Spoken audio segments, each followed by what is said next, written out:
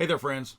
I'm not giving up on this. We need to see the Nashville trans shooters manifesto. Democrats are going crazy, setting their hair on fire, trying to protect the FBI's decision to suppress the manifesto of the Nashville trans shooter. You'll remember this gender pretender had several items that she had at her parents' house where she lived as a grown-ass adult. And this included several different journals, notes, things of that nature that clearly stated what motives this person had for killing 6 innocent people at the Christian school in Nashville. You can't tell me that they can't pull a motive out of there. They're saying that we still don't know what the motive is, scratching their heads like they don't know what it is. And they're stating that they just don't have any idea why this person would have done it.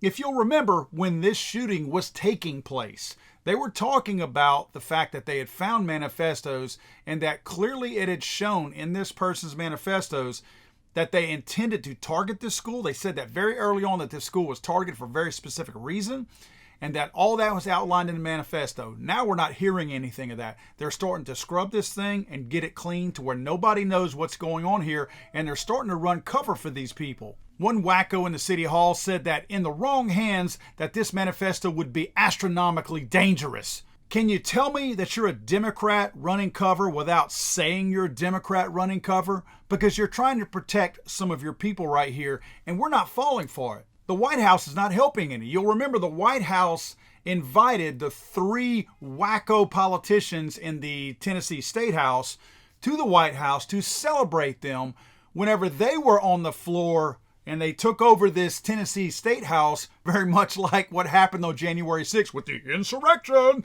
And they were holding up the 7 fingers in the air to basically celebrate and honor these 7 deaths, which there were only 6 innocents that were killed. The 7th death was the trans person. Well, those 3 people who took part in that insurrection at Tennessee State House were invited to the White House. Were the families of these 6 who were slain by the trans shooter invited to the White House?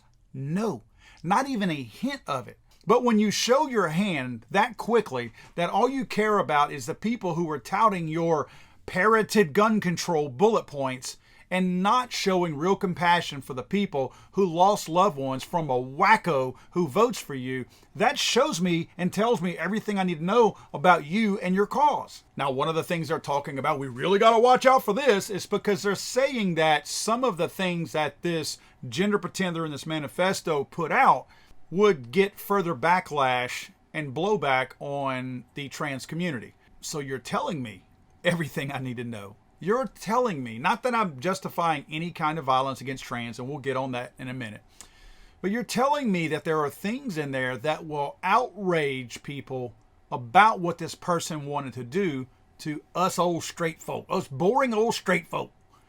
This person had some very heated and hateful things to say about us in there.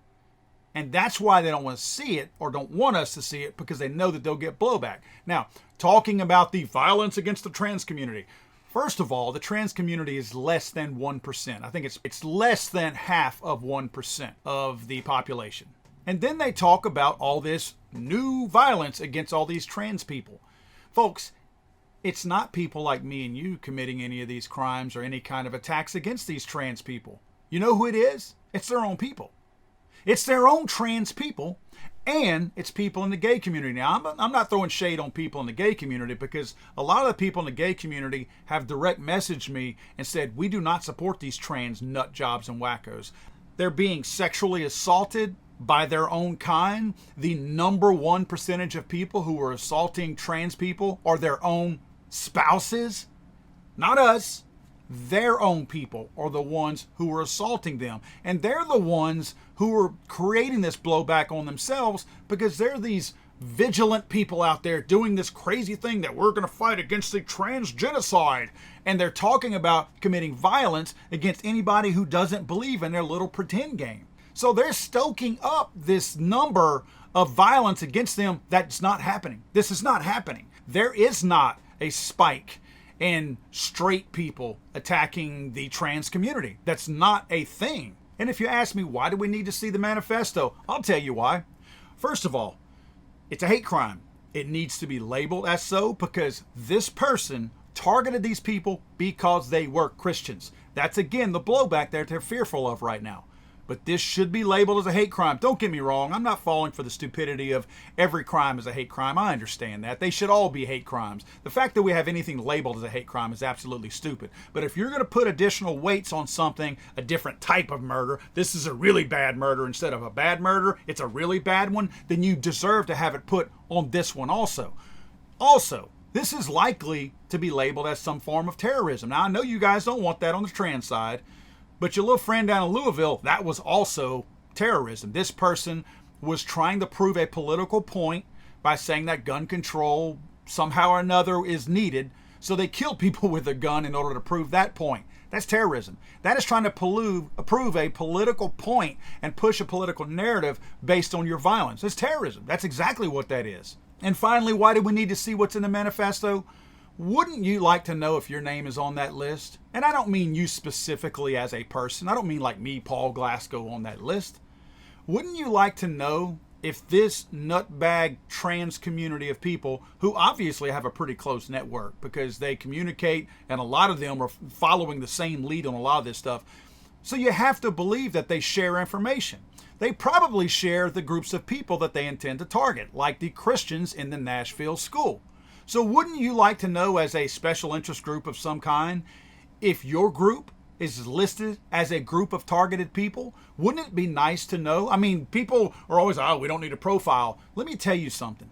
The best way to defend yourself against anything is to profile. If a certain subset of people are the ones perpetuating a certain amount of crime, you look out for those people, and if you know that they are targeting people who look and sound like you, then you should be on your best behavior and head on a swivel anytime you see that person. You should be profiling the hell out of people if you are a targeted person and you know the people who are targeting you and committing all those crimes. And finally, guys, we have a trans murder epidemic right now. We do. It is an absolute fact.